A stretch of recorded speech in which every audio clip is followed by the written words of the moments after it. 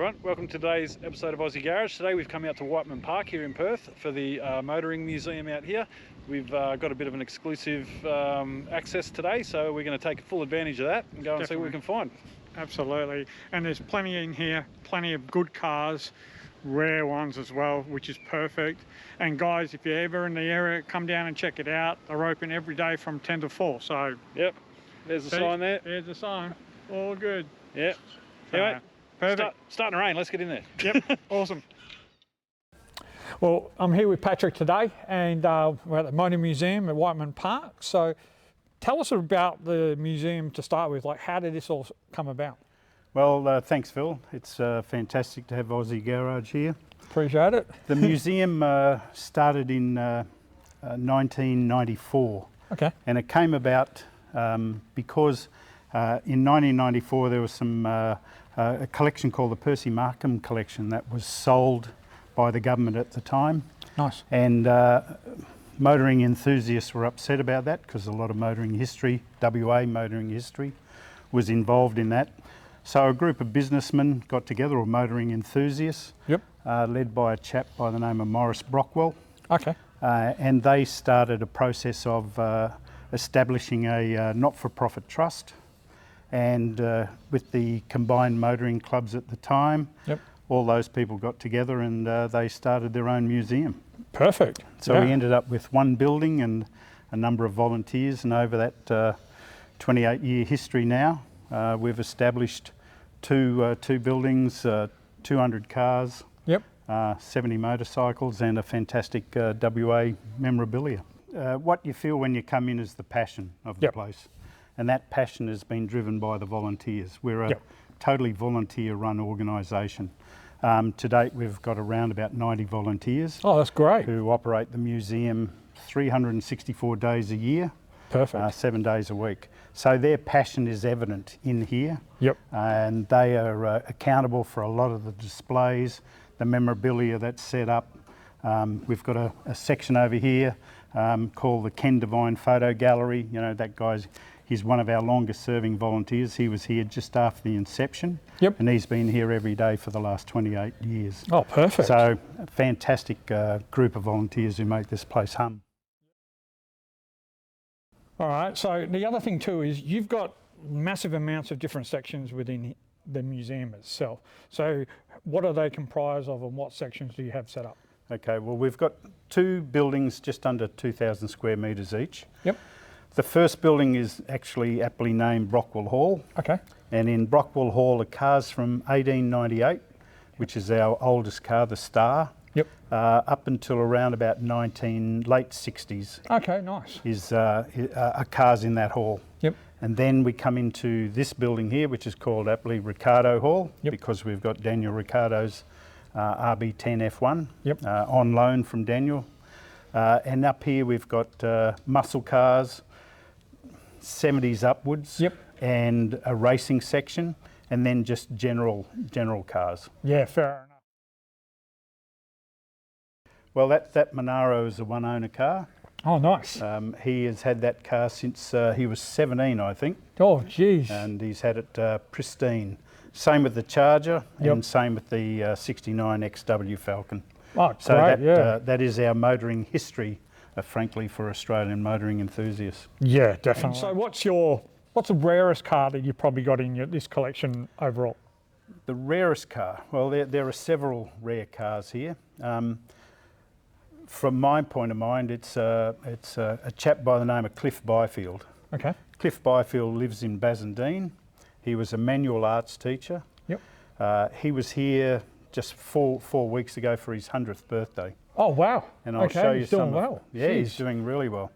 And we've got three of Cliff's cars in here that he's made by hand. Oh, jeez. Yeah. So Perfect. one's a Jaguar. Well, there are two Jaguars and a Riley. Oh, nice. And made of aluminium. All the panels have been beaten out by hand. Cliff was a manual arts teacher in Merredin. Yep. And he had a love of cars and a passion for cars. And when you see his work, you'll understand what Yeah. I'm meaning. And through his backyard, he doesn't have a factory set up or anything Yep, like that. yep. And just truly amazing what he has been able to do with metal. Yep. Okay, so we were just talking about this kind of car. This is one of the ones he built. This is, yep, absolutely. It's actually called a bifuel Jaguar. Yep. It was an XJS. He wanted to create a car that that rivaled modern European cars back in the 80s. Yep. So he designed a clay model, and we have the clay model here. Yeah, I saw that. It's perfect. He designed the clay model, and he took all the dimensions off that to create this. All Wow. these panels have been beaten out by hand. Yeah. And to get the curvatures, he's used an English wheel Oh, to okay, stretch yeah, the yeah. metal. But if you look at the gaps in his work, the craftsmanship is amazing. Yeah, they're perfect. And Like, little things like for ease of access, he's got this unique door system, opens up. All the interior is Jarrah. Yep. It's got a V12 in the back, Nice. which you wouldn't find in a Jag. V12 in the back. Just innovative things like he's used a front windscreen off a Cortina, Okay. back windscreen off a Mazda Yep. RX-7.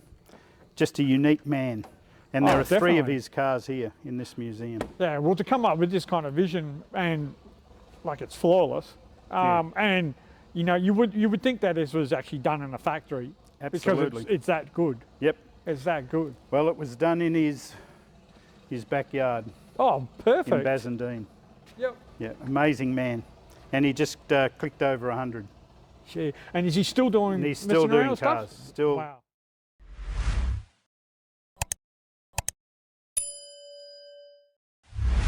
So tell us about this one here, because this one's really interesting, and there's only 15 of these ones made, wasn't there? That's correct, Phil. Yep. Only 15 were made. It was built on the Sunshine Coast. It's an Australian made. It's Yep. called a Giacarlotto, Yep. which awesome. is Italian for toy, but Perfect. it's far from a toy. Yep.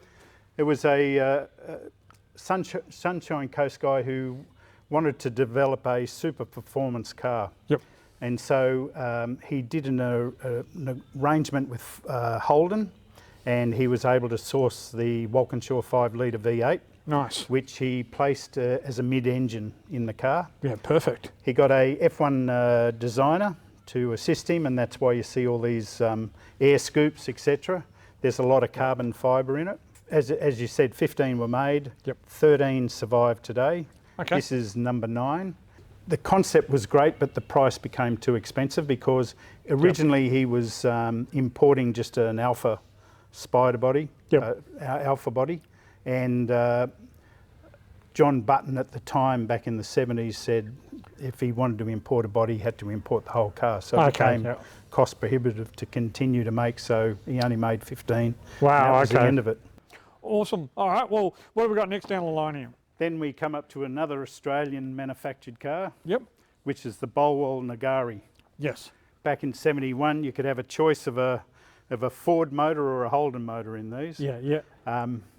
Bolwell were a manufacturer of semi-trailer cabins, Oh, yeah. Yeah. but the guys had a penchant for racing as well, so they put their hand to design cars. Yeah. This one here, the Nagari, is the most popular. Yes. They made about 100 of them, Yep. and so that's quite a unique car. Looks sensational. Absolutely. But they were also competing at the time with the muscle cars of Yes. the XYs and the Monaros, Yep. the Chargers, that type of thing. So it was a hard ask, but a beautiful car. Yep. Yep. Not a drum. This is a Leyland P76. Okay. P76 came out in 1973. Yep. Their big selling feature was the fact that you could fit a 44-gallon drum in the back of it. They were really appealing to farmers and country people. Yep. P76 then had a following in Australia, and Leyland wanted to introduce a coupe. Yep. And this is what they call the Force 7. Nice. They also introduced a prototype of a station wagon as well. But the Force 7 went into production, but they only made 10 of them Yep. before Leyland was forced to close down. Yeah. So we're lucky enough to have this one here. This is Force 7, obviously number 7 it is. Nice. There is one in the National Motor Museum, Okay. and all the rest went to private collectors. Yep. Okay. Okay. This is the RB10. Yep. back in 2014, Daniel was racing with Red Bull. Yep. They didn't expect this car to do as well that year, but Daniel took it to 9 podiums, Yes. 3 Grand Prix wins, and his first ever Grand Prix win was in this car in Montreal. Yeah. An amazing thing to have for us as a museum. Very lucky to have it on a long-term loan. Yeah, definitely. And these things are sensational, and they. Wow. This is complete, this car. It still has engine, gearbox, everything in it, steering wheel, the lot. Oh, So, nice. yeah, very lucky to have it. Perfect. This is part of Blair Alsop's collection because he's got, in that collection there were 900 slot cars. Oh, wow. Yeah, cool. So we've got 3 track configurations. We've got a ice track, Yep. so cars drift around, Nice. and we've got a rally track. So the cars there do jumps, and the electrical attachment is a couple of centimetres, Yep. so they can go over and still retain contact with the track. Oh, cool. Yeah, No, love it. kids love that. Yep.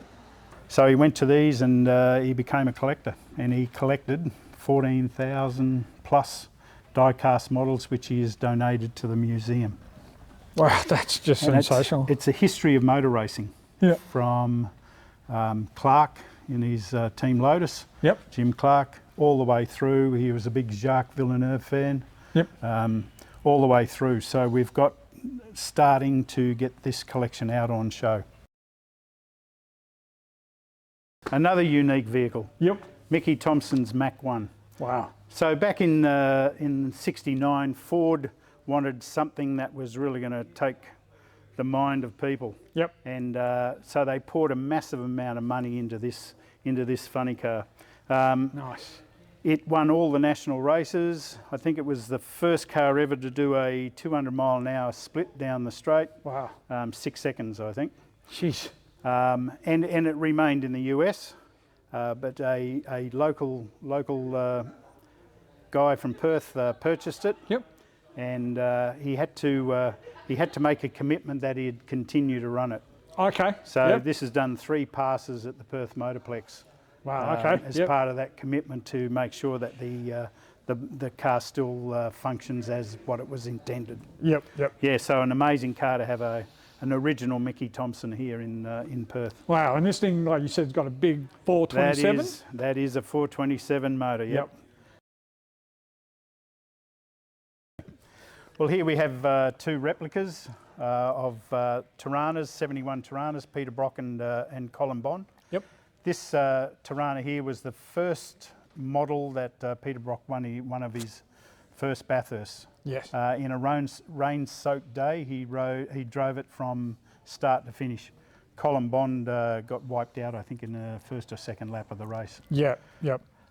So much so are these a replica that the owner of these 2 cars made sure that the bodies that were going in were the exact body month registration. Oh, everything. Yeah, Yep. everything. He even went to the point of getting the wheels, because the wheels on the original race car were an inch wider. Okay. Yeah. Yeah. The wheels, so he went to a foundry and got them made Nice. to comply with exactly what the car was about. Yeah. So yeah, lucky again to have 2 exact replicas of Brock, who again in Australian history is synonymous with racing. Definitely. And these things got the real big nickname of the giant killers on the track, They especially certainly for did. Bathurst and everything like Yeah, that. absolutely, Phil. They changed the way Bathurst ran. Oh, yep, yep, that's for sure. I mean, up until then, the GTs were controlling the track a lot. Absolutely. Yep. And along they came. Oh, yeah, they made a big difference, And big there's difference. history. Yeah, 28C. Yep. And then went to 05. Yes. Yep. Yeah, and that thing Another is just, Tirana. that thing is perfect. I love the hatches, always have.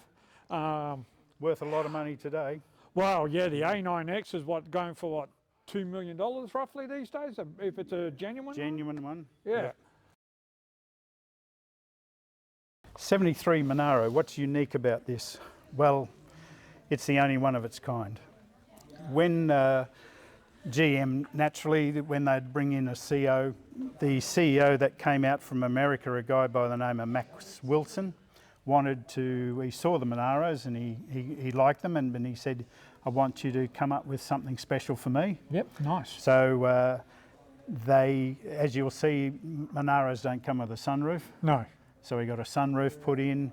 He got houndstooth upholstery put in. Wow. A console, electric aerial. He changed the motor to a 400 cubic. Wow, okay, Put in, yep. And even the colour of the time, this wasn't a current colour for that model. So he had a unique car of his own. Wow. And when he left, they sold the car to put it up for auction to GM dealers. Wow, And geez. so it started its life. Still got the original plates on it, LLW842, Nice. but unique. Yep, definitely.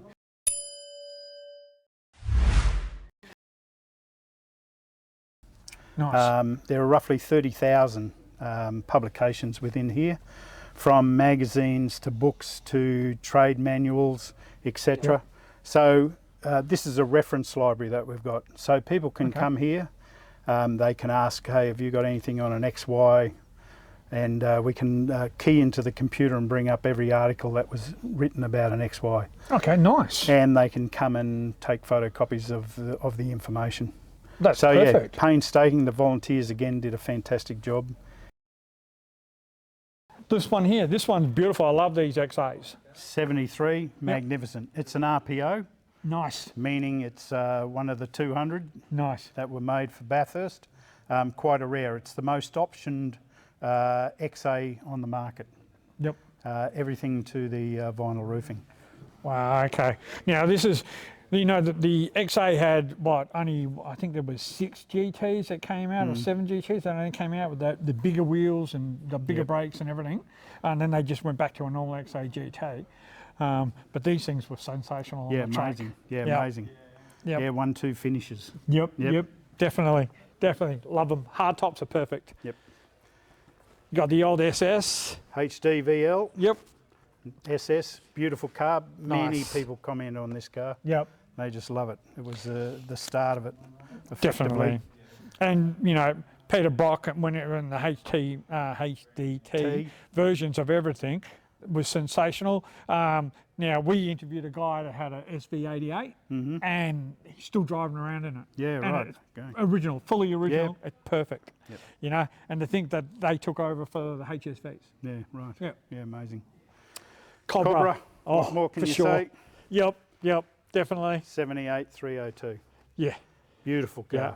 You can't beat those. Can't beat it. No, no, definitely. Australian icon. Yeah, And then we get into the rivalry between Mustang and Camaro, which definitely. is still going today, Oh, yeah. as you saw on the weekend in Darwin. Yep. And then you've got, what else did we have back there? We got the GTs. Yeah. Um, XW, Yep. 71 Charger Nice. RT, and the 350 Monaro. Yep. And that thing's perfect. Just the absolute, for me growing up, this was my ballpark. Yep. I wish that I'd kept some of the cars from my youth, because now Yeah. they're worth a lot. Oh, yeah. Yeah, amazing money. Definitely. And to think in the oil crisis in '74, I think it was, or around '75, they were trying to get rid of them. They'd put them in a demolition derby at Claremont Oh, yeah. Yep. and just wreck them. Yep. And- Unbelievable. Yeah. And hence that's part of the reason why they're so expensive. Yeah. But yeah, the Charger as well, the RT, you know, when they came out, they were faster in actual fact. And you got some beautiful signs up here that, you know, them and themselves are worth a bloody lot of money. Absolutely. And we try to get history. We spoke to Holden Yep. when they were moving out, and we got this Holden sign from North City Holden. Nice. And Yep. we got a graphic artist to put up a thank you, goodbye sign. Yep. Perfect. As they did. But yeah, Diesel Motors, John Hughes, all those sort of, we approach people to give us signage.